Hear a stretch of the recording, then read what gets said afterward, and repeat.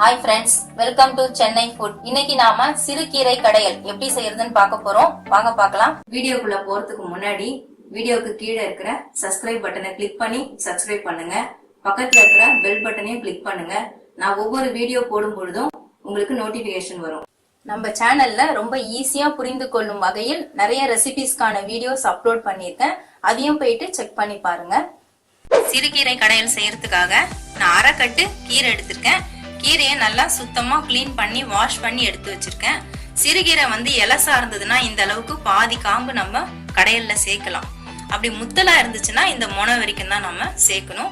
ஆனா இந்த காம்போட சேர்த்து செஞ்சாதான் நிறைய சத்துக்கள்லாம் இருக்கு. அதனால நான் பாதி காம்பு கீரையில எடுத்திருக்கேன். இப்போ இந்த கீரையை வச்சு எப்படி கடையல் செய்யறதுன்னு பார்ப்போம். அதுக்கு எவ்வளவு பருப்பு சேர்க்கணும் பார்ப்போம். 50 கிராம் அளவுக்கு நான் பாசி பருப்பு ஒரு முறை வாஷ் பண்ணிட்டு தண்ணியில ஊற விட்டுருக்கேன். தண்ணியில ஊற விட்டுட்டு நம்ம வேக விட்டோம்னா சீக்கிரமா பருப்பு வெந்துரும். அதுக்காக தான் நான் ஊற விட்டுருக்கேன். இப்போ இந்த தண்ணியோட இந்த பருப்பை நம்ம இந்த பாத்திரத்துல மாத்திக்கலாம். பருப்பு பாதி வெந்ததுக்கு அப்புறம் தான் நாம கீரை சேர்க்கணும். அதனால ஃபர்ஸ்ட் நம்ம பருப்பை வேக விட்டுறலாம். கொஞ்சம் தண்ணி சேர்த்துக்கலாம். நான் அரை டம்ளருக்கும் கூடுதலா தண்ணி சேர்த்துருக்கேன்.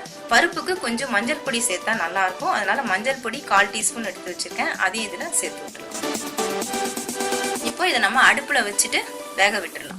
பருப்பு நான் அடுப்புல வச்சு பாதி வேக்காடு வேக வச்சு எடுத்துட்டேன். இப்ப நல்லா வெந்துட்டு இருக்குது. நம்ம கீரை அதுல சேர்த்து விட்டுறலாம். கீரை கடையலுக்கு நம்ம திறந்து வச்சுதான் வேக விடணும். குக்கர்ல போட்டு நம்ம வேக விடக்கூடாது. அதனாலதான் இந்த மாதிரி ஓப்பனா வச்சு நான் வேக வச்சுட்டு இருக்கேன். கீரைக்கு தேவையான வெங்காயம் சேர்த்துடலாம். ஒரு மீடியம் சைஸ் வெங்காயம் பொடியா நறுக்கி வச்சிருக்கேன். அதையும் இந்த கீரையோட சேர்த்து விட்டுடலாம். ஒரு பெரிய தக்காளியை பொடியா நறுக்கி வச்சிருக்கேன். அதையும் சேர்த்து விட்டுடலாம். 2 பச்சை மிளகாய பொடியா நறுக்கி வச்சிருக்கேன். கீரைக்கு காரம் கொடுக்கறது இந்த பச்சை மிளகாய் தான். அதையும் அதுல சேர்த்து விட்டுடலாம். சேர்த்துட்டு நல்லா ஒரு முறை கலந்து விட்டுடலாம். கொஞ்ச நேரம் வேகட்டும். ஒரு 5 நிமிஷம் வேக விட்டாதான் கீரை நல்லா வேகட்டும். சேர்த்து விட்ட கீரை வெங்காயம் தக்காளி எல்லாமே பருப்போட சேர்ந்து நல்லாவே வெந்துருச்சு. இப்ப நம்ம அடுப்பை ஆஃப் பண்ணிட்டு இதை இறக்கிடலாம். ஒரு 5 நிமிஷம் நல்லா ஆற விட்டுடலாம். வேக வச்ச கீரையை நான் 5 நிமிஷம் ஆற விட்டுட்டேன். இப்போ மிக்ஸி ஜாருக்கு மாத்தியாச்சு. மிக்ஸி ஜார்ல போட்டுட்டு வைப்பர் பட்டன்ல வச்சுட்டு ஒரு 2 செகண்ட் வச்சாலே போறோம். நம்ம சட்டியில போட்டு கடைஞ்சா மாதிரி கீரை நல்லா வரும். உங்களுக்கு மிக்சியில போடுறதுக்கு விருப்பம் இல்லைன்னா நீங்க பருப்பு சட்டியில போட்டு கூட கடைஞ்சிக்கலாம். நான் இப்ப மிக்ஸி ஜார்ல தான் போட்டதை ரெடி பண்ண போறேன். கீரைக்கு தேவையான உப்பு சேர்த்து விட்டுறலாம்.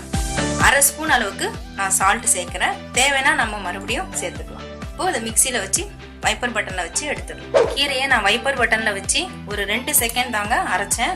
பாருங்க சட்டியில கடைஞ்ச மாதிரி நல்லா வந்திருக்கு. இதே மாதிரி ரெடி பண்ணிக்கலாம். ரொம்ப ஈஸியா இருக்கும். இப்ப இந்த கீரையை நம்ம தாளிச்சுக்கலாம்.